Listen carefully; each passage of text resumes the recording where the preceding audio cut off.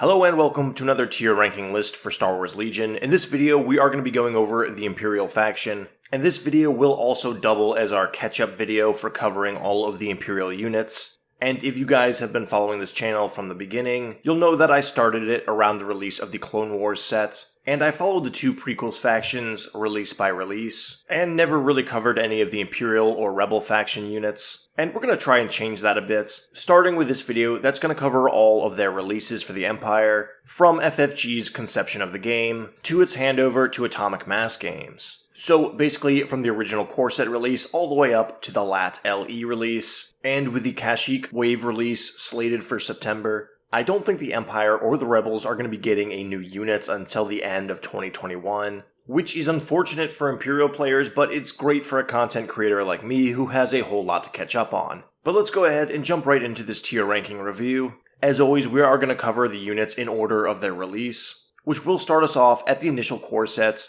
consisting of our first commander unit for the Empire, who of course is going to be Darth Vader, or more commonly known as Commander Vader since his operative release. This Vader is going to be a commander unit, but we'll still be able to use Operative Vader's cards that came out later, and with hindsight being 2020, that's really going to give this guy a lot more perks than I would have ranked him upon his initial release. And I will be placing Commander Vader in A tier. He has a rather simple but very competent unit profile, with a good offensive dice pool and a hearty amount of health. But I think the best thing about Vader is the fact that he has an infinite courage value, meaning troops within range 3 of him will never be retreating on the battlefield, which is pretty much exclusive to Vader and the Empire at this point in the game, and that's definitely a huge perk. However, what keeps Vader from being S tier is the fact that he is very pricey and only has a speed 1 movement, meaning he's really going to struggle to get into close combats. Still, keywords like Relentless paired with upgrades like Saber Throw help mitigate that drawback, and overall I find him to be a great tanky hero, who your opponent will be forced to deal with or face the consequences.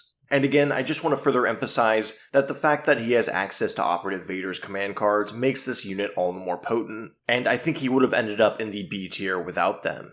But after that, in the initial Star Wars Legion core set, we are going to have your initial corpse option, and that is going to be the humble Stormtrooper, everyone's favorite galactic thugs, who are going to come in at a very middle-of-the-road B tier ranking for me. Stormtroopers are very much the yin to the Rebel soldiers' yang, as they sport that better red dice defense armor, but have a weaker offensive attack, one that relies on aim tokens to make them competent. And I really do like how FFG did this. It kind of brings together the whole Stormtroopers can't aim meme into the game, but in a way that is much more thematic than silly. But what makes Stormtroopers pretty good, and in my opinion better than the Rebel Troopers, is the fact that they have an innate surge to hit.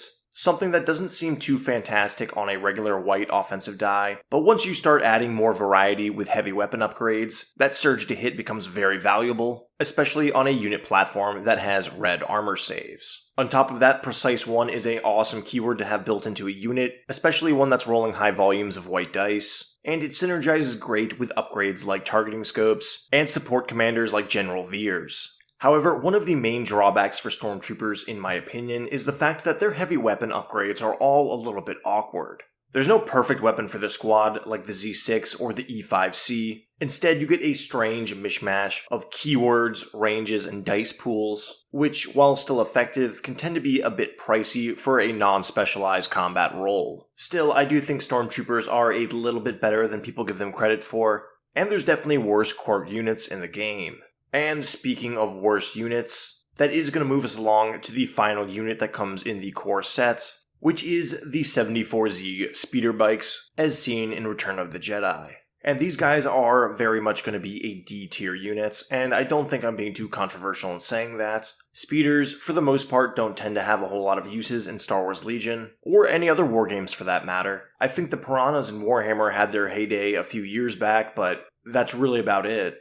And as far as vehicles go, the 74Z speeder bikes really got it bad in Legion, and that's partially because they were one of the first units released in the game, and overall they're just an incredibly vanilla unit whose whole gimmick is we go fast. They have a rather lackluster dice pool, with the Impact 1 keyword, and won't last too long on the battlefield as they only have white defensive dice, and 3 wounds per model. Yes, you have cover 1 and a defensive surge here, which is going to help, but under focused fire, these guys are going to drop like flies. I will say that it is nice that they have 2 innate surges, both hit and defensive, but at 75 points, I just don't see them being worth it.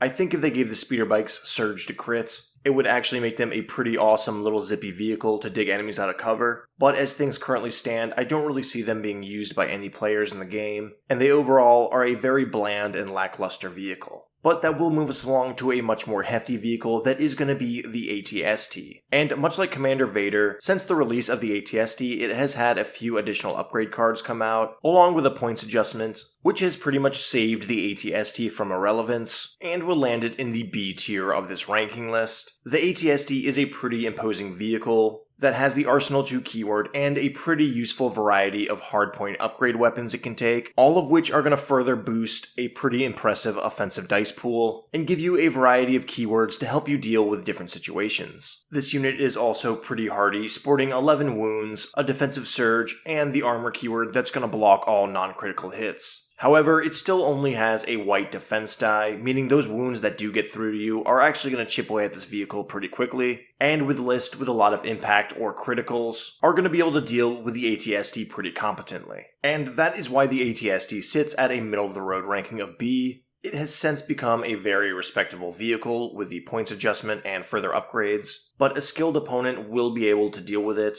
And having an AT-ST be a quarter of your list in points means it's going to be a huge loss if it's destroyed, or if your enemy simply decides to ignore the AT-ST and just destroy your infantry units to prevent you from capturing the objectives. But after that, we are going to have our first hero released outside of the core sets, who will be the first support commander that we got in contrast with Vader's brawler commander status. And this, of course, is going to be General Viirs. And at a very affordable 90 points, Viirs is going to be coming in at the A tier for me, and honestly comes very close to crossing the line over to being an S tier commander. As I previously mentioned, he's very affordable, and he is going to be able to dish out a lot of aim tokens, which Imperial Troopers just absolutely love. He also has 2 command upgrade slots along with a gear, allowing you to further customize him to synergize with your list. However, what holds Viirs back, in my opinion, is the fact that he doesn't really bring any impressive command cards to the table. They definitely have their synergies, but they're not going to be any game-winning maneuvers, but instead just a few minor buffs here and there, especially in correlation with vehicles. However, Viirs is a rather affordable commander, and there's a good chance you're going to be taking him alongside either another operative or commander who will have some punchier command cards. Another major potential drawback for General Viirs is the fact that he needs to activate pretty early on in your turn, otherwise you're not going to be making best use of his aim tokens with that spotter ability, and if you're pulling Viirs' token late in the turn, he can feel like a bit of a lame duck. Still, a very powerful commander when used in the right list.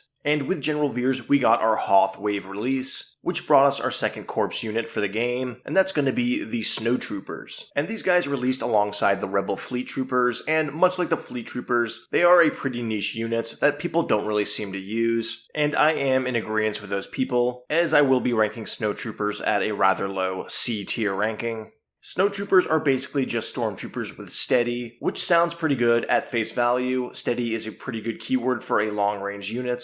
But do you guys remember when I said that Stormtroopers are a great platform to build off of with heavy weapons and other upgrades? Well, Snowtroopers don't get a whole lot of heavy weapon options, and that, in my opinion, really just drives them into the ground. You have an exhaustible ion weapon that is pretty much useless, and a flamethrower, and while that flamethrower can be quite powerful, it is only range 1, and that becomes a major problem when you take a look at the Snowtroopers' movement speed that is also move speed 1, and that does make this unit quote-unquote slower. Now, in actuality, with that steady keyword, they are in many ways more mobile than a regular force, as you could use this unit to aim, move, and then also shoot after the move with steady, while most other units can only aim and shoot. But when it comes to really charging across the battlefield with double moves like you would with, say, a hero with a lightsaber, they are undeniably slower, which is kind of a nail in the coffin for that flamethrower upgrade, unless you put these guys in a transport. Still, I would like to see a Hoth list where someone just runs 6 squads of Snowtroopers that are just 5 men in each, no weapon upgrades,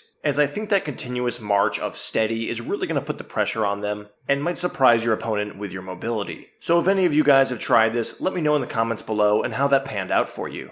But after Snowtroopers, we did get the Eweb Heavy Blaster, which is a rather affordable emplacement trooper that has a high rate of fire, surge to crits, and low mobility. Unfortunately, emplacement troopers seem to be a little bit of a dud in Star Wars Legion, right down there with speeder bikes, and this Eweb is going to rank right along their snowtrooper counterparts at the C tier. It has a rather respectable dice pool with an innate surge to crit, which is pretty rare, and you can actually add more dice with that generator upgrade, which has been nerfed down to just 3 points. But this unit is rather immobile and only has range 1 to 3 for its attacks. So unless you're slapping it in the back of a GAV transport, on its own, it's not really going to be able to do a whole lot. On top of that, the Eweb only has 4 wounds, so if this thing does catch the eye of your opponent, he's not going to have a whole lot of trouble wiping it out. But that is going to move us along to our first operative expansion for the Empire, and that of course is going to be Boba Fett.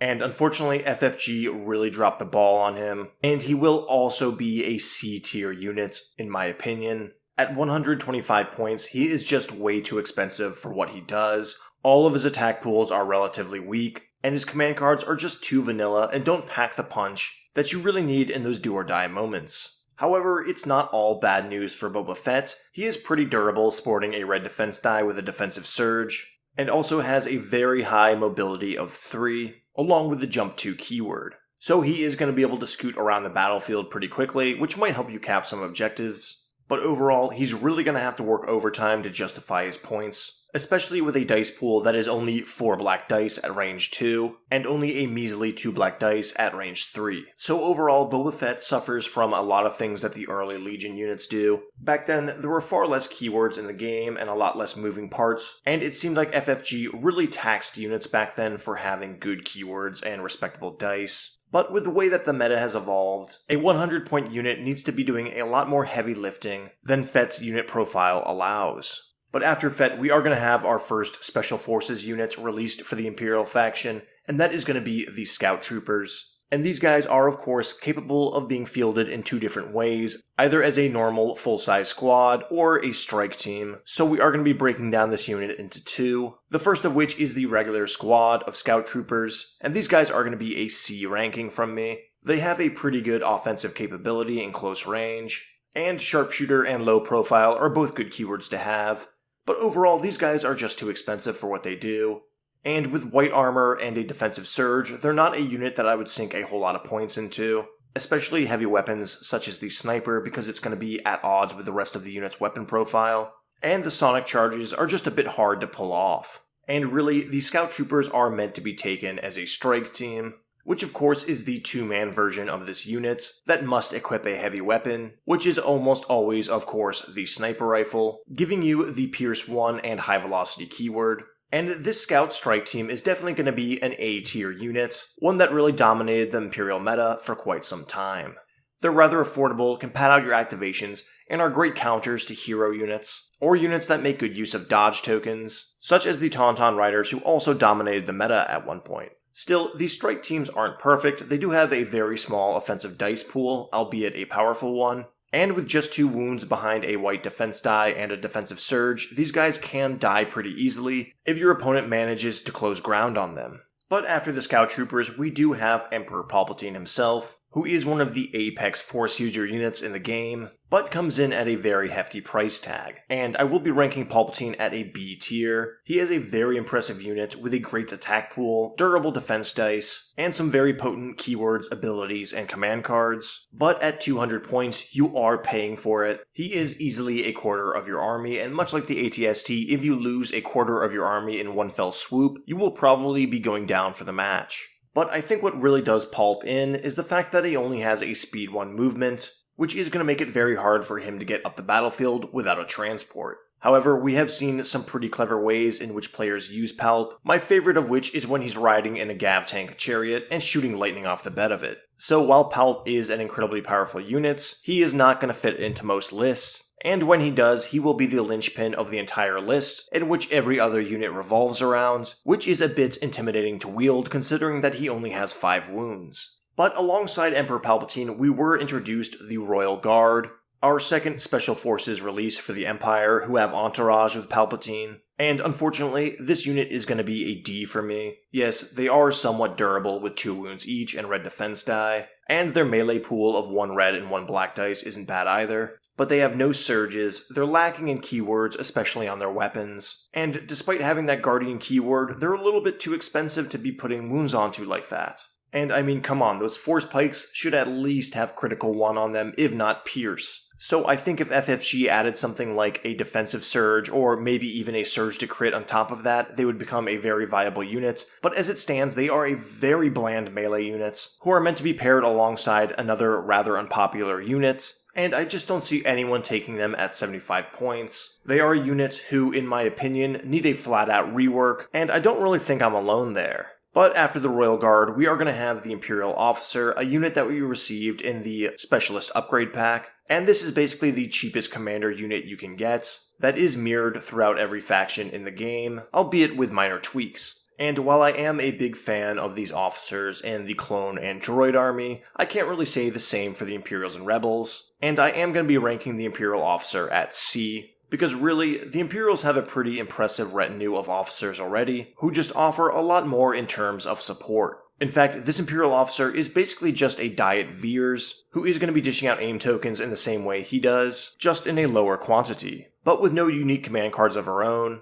I would say spend the extra points and get a better support commander such as Viirs or Krennic. And if you're running one of those vehicle-heavy lists and you're really strapped for points, I would say go for a field commander instead of her. The Imperial Officer isn't a useless unit, but the Empire just has so many better options that do her job better. And speaking of better support commanders, our next release here is going to be Director Orson Krennic, who, in my highly controversial opinion, is one of the best Star Wars villains since the original trilogy, and will land him an A ranking in my tier list. But no, seriously guys, he is actually a really good support commander option here, right alongside Viirs. He has a lot of unique board control synergies, and synergizes very well with other strong units, which just so happen to be all the other Rogue One units, and can also brawl a lot better than Viirs if it comes down to it. And for just 10 points more than Viirs, you're going to be getting a little bit more complex of a support commander, one that you may have to use a few times before you fully understand how he works, but believe me when I say that those 10 points go a long way. However, Krennic isn't perfect, his leadership value is only 2,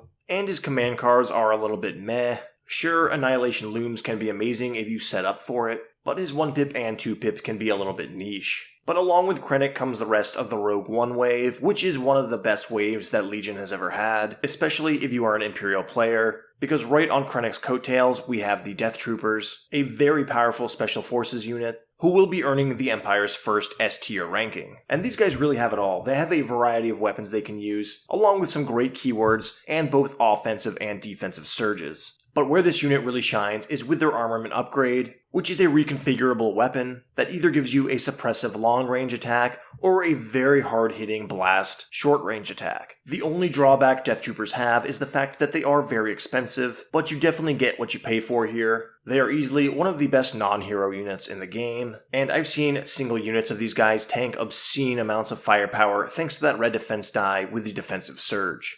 But after that, we are going to have a new Imperial vehicle from the Rogue One film, and that is going to be the TX-225 GAV Occupier tank, more commonly known as the Occupier or the GAV tank, which is going to be a pretty unique vehicle profile that operates as a sort of pickup truck that comes in at the B tier for me, providing some heavy firepower along with the ability to open transport a unit. And that open transport really is the keyword that makes this tank what it is, as you will be able to transport a unit that can shoot out of this vehicle, and while that unit will receive wounds whenever the vehicle receives a wound, it will be tucked away behind armor and a red defense die, and potentially have higher mobility than your standard infantry unit. The GAV tank does only have a movement speed of 1, but it is on that large pill base, which actually moves a lot further than you would think. And this vehicle actually has some pretty good upgrades here, not just with the commanders, but also with some of the pintle-mounted weapons that are really going to give it an impressive attack pool. However, this vehicle does have weak point sides, which means its large pill base is going to leave it pretty exposed to flanking units, and it's not exactly the most durable unit to begin with just 8 wounds.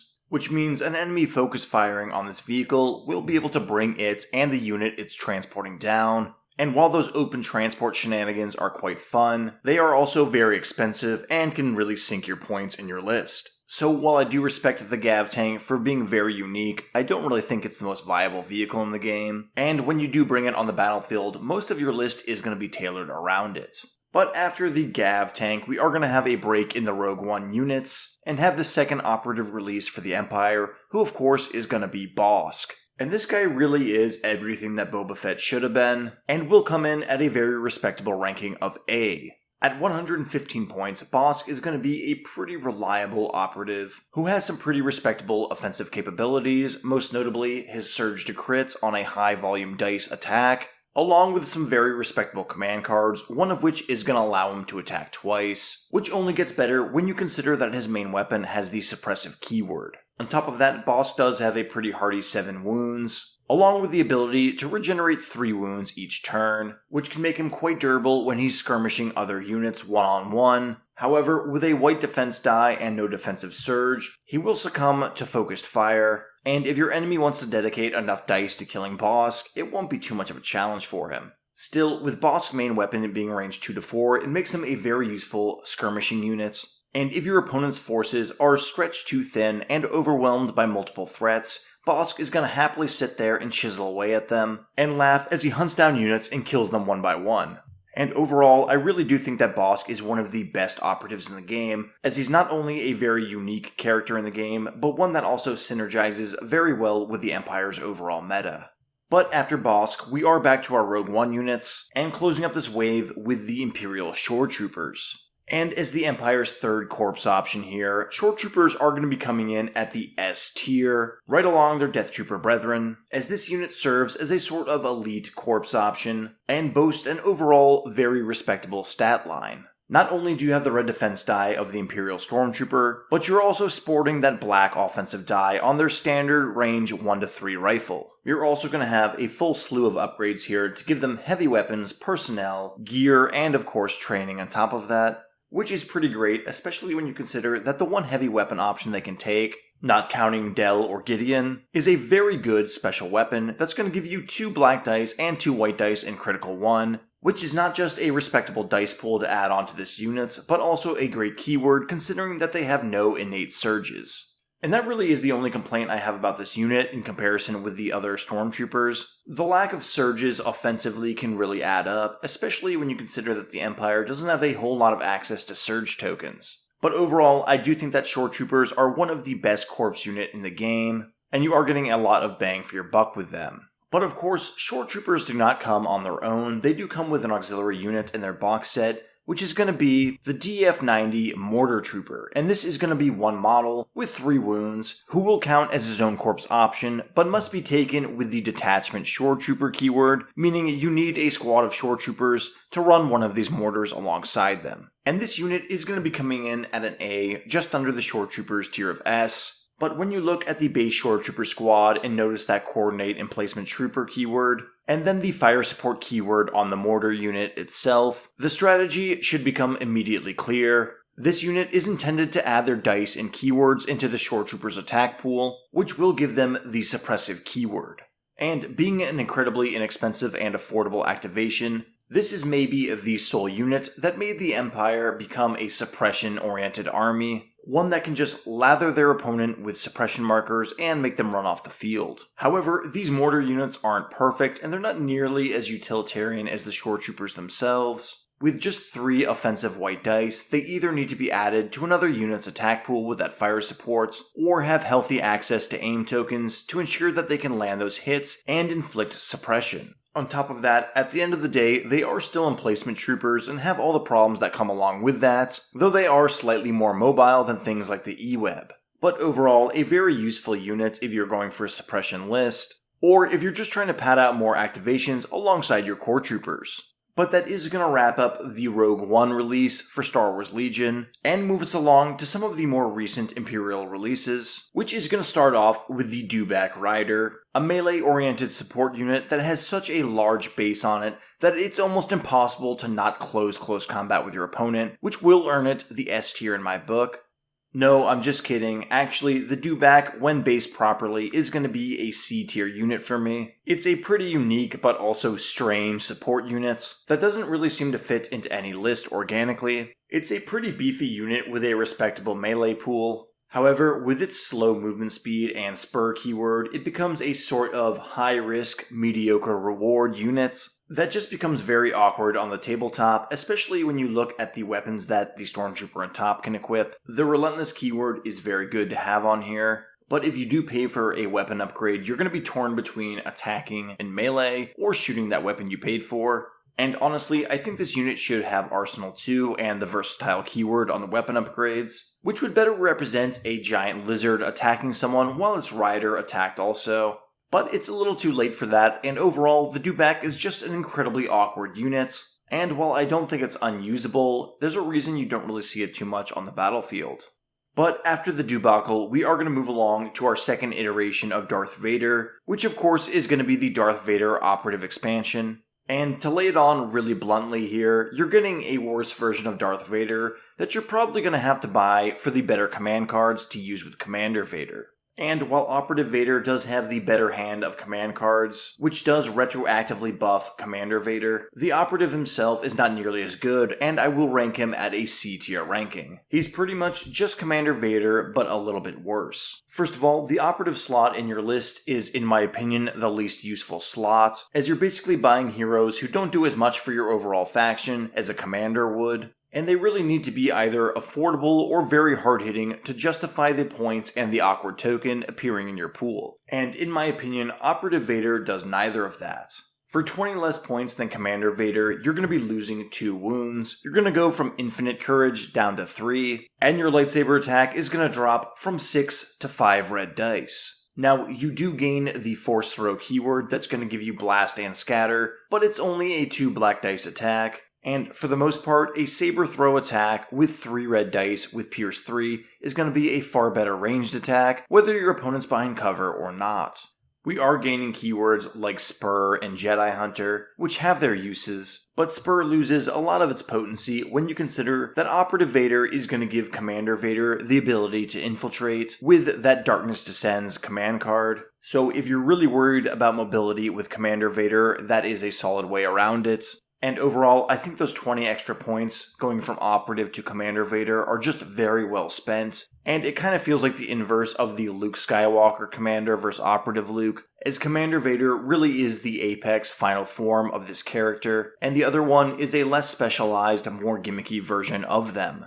But after Operative Vader, we are going to be moving along to another hero, one that can both perform as a commander or an operative, and that of course is Iden Versio from the Battlefront 2 game, who is also the leader of Inferno Squad. And Iden is actually going to be coming in at an S tier for me. She is one of the most powerful brawler commanders in the game, with some great armament upgrades, and a lot of good keywords and defensive stats to back it up. Right off the bat, you're getting your little buddy droid, who's not only going to give Iden a shield token, but also an extra wound, which kind of brings her up to an 8 wound value, which can be very, very durable. On top of that, she has some fantastic keywords, such as Quick Thinking, Nimble, and Marksman, that's going to greatly increase her offensive and defensive capabilities simultaneously. On top of that, Iden also has some pretty respectable command cards that not only give her some very lethal attacks, but actually have some support capabilities for nearby Special Forces units. So overall, Iden is built like a tank, has some very potent keywords, and can be fielded as either a commander or an operative with the Infiltrate keyword, which makes her an incredibly utilitarian and versatile unit.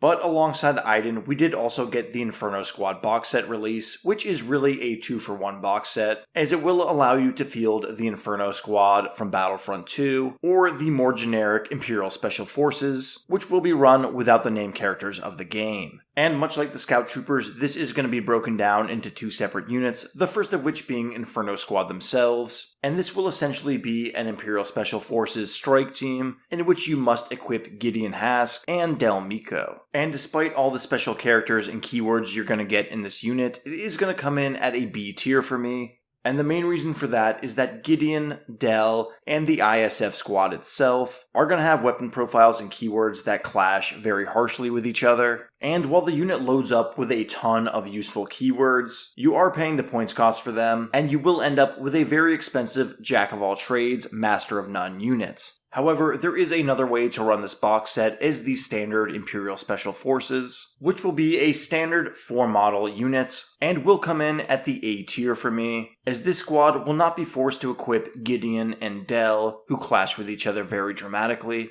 and instead have access to a T-21 Heavy Trooper who's going to greatly increase their dice pool with 4 offensive white dice, and the critical 2 keyword, which on top of the reliable and marksman keyword is going to make for a pretty potent infiltration unit, who will have a lot of upgrade options, and will overall be a very utilitarian Special Forces unit, who is going to be relatively less expensive. And while I don't think the ISF is quite as potent as units like Death Troopers, I think they will give you a lot of board control as long as you play very conservatively with them.